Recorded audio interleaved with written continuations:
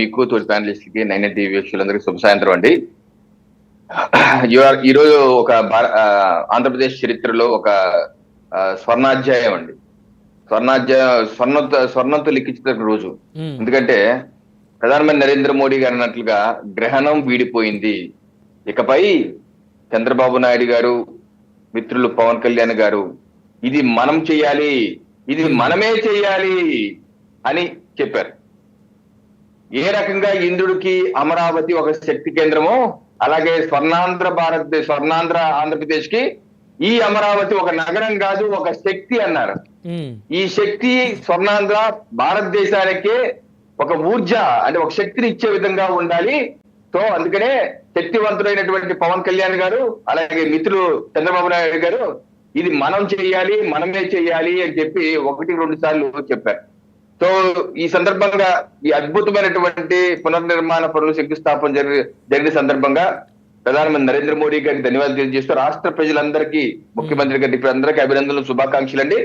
ఇదే స్ఫూర్తితో ఏదైతే నరేంద్ర మోడీ గారు చెప్పారో ఆంధ్రప్రదేశ్ రాష్ట్ర అభివృద్ధికి ఎన్డీఏ కూటమి కట్టుబడి ఉంది, మీ అందరితో నేను భుజం కలుపుతాను, పదండి ముందుకు అన్నారు.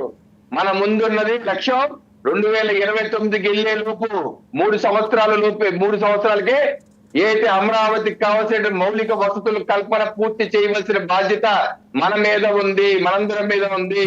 ఇది మనమే చేయాలి, మనం చేయాలి. అంటే 3 సంవత్సరాల్లో అమరావతి రాజధాని నిర్మాణం పూర్తవుతుంది అని ప్రజలు అనుకోవచ్చు, అంతేనా సార్?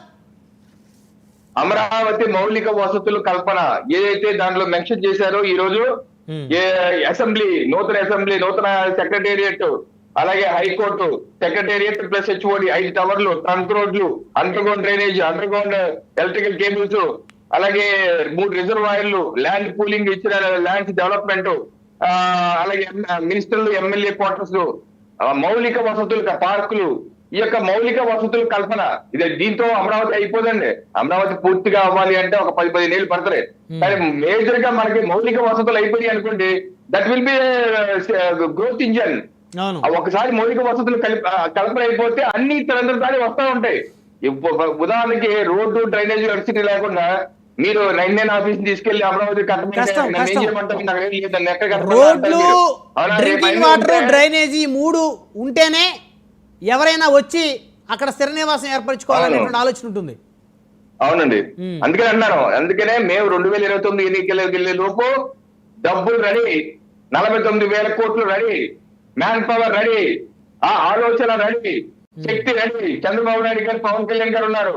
తప్పనిసరిగా ఇది అందుకే నరేంద్ర మోడీ గారు స్పష్టంగా చెప్పారు, ఇది మనం చేయాలి, మనమే చేయాలని. అందుకనే ఈ యొక్క అమూల్యమైన సమయాన్ని ఒక్క నిమిషం కూడా వృధా చేయకుండా ఆ యొక్క బృహత్ కార్యంలో, ఆ గురుతర బాధ్యతలో మనందరం నిమగ్నమై ఉండి ఇప్పటి వరకు ఒక లెక్క, ఎప్పటి నుంచి ఇంకో లెక్క, జెట్ స్పీడ్ వేగంతో, డబుల్ ఇంజిన్ సర్కార్ డబుల్ స్పీడ్ వేగంతో మనం కట్టి 2029 వెళ్ళేసరికి ప్రజలకు ముందు చూపించి ఇదిగో మేము చేశాం, మౌలిక వసతుల కంపెనీని పూర్తి చేశాం, మాకు ఇంకా 5 ఏళ్ళు అవకాశం ఇవ్వండి, ఇంకా అద్భుతంగా చేస్తామని చెప్పాలి. ఆ రకంగా చేయమని చెప్పి పరోక్షంగా ఈరోజు నరేంద్ర మోడీ గారు పవన్ కళ్యాణ్ గారికి, చంద్రబాబు నాయుడు గారికి చెప్పారు, ఇది మనందరం కలిసి చేయాలి, అది మీరు చేయని అల్లదు, ఇదందరూ మనం చేయాలి, మనమే చేయాలి, ఇంకెవరు. ఎందుకంటే గ్రహణాలు వీడిపోయి కాదు ఒక విషయం నాకు ఒక క్లారిటీ కావాలి ఇక్కడ.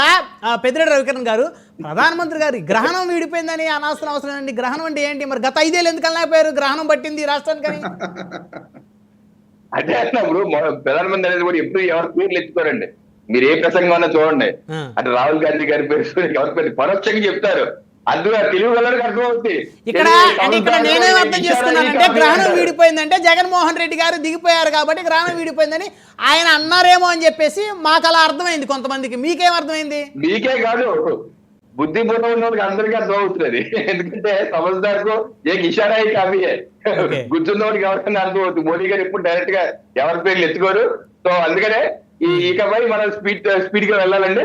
ఈ అద్భుతమైనటువంటి అవకాశం మొత్తం కాదు, ఇప్పుడు అంతా నిధులు కూడా ఉన్నాయి, ప్లాన్ ఉంది కాబట్టి ఇంకే వంకరం గింకలు పెట్టే అవకాశమే లేదు. ఇంకా మనం స్పష్టంగా మనకి ముందు 4 ఏళ్ళు ఉన్నాయి, స్పీడ్గా వెళ్ళాలండి. రైట్, మళ్ళీ వస్తాం సార్ మీ దగ్గరికి. మనతో కారుమంచి రమేష్ గారు ఉన్నారు, ఎస్ఆర్ కాంగ్రెస్ పార్టీ నుంచి. నమస్తే అండి రమేష్ గారు. నమస్తే బ్రహ్మనాయుడు గారు, మీకు 99 టీవీ ప్రేక్షకులకు అలాగే ప్యానెల్లో ఉన్న సభ్యులందరికీ కూడా గుడ్ ఈవినింగ్ అండి. అమరావతి పునఃప్రారంభం అంగరంగ వైభవం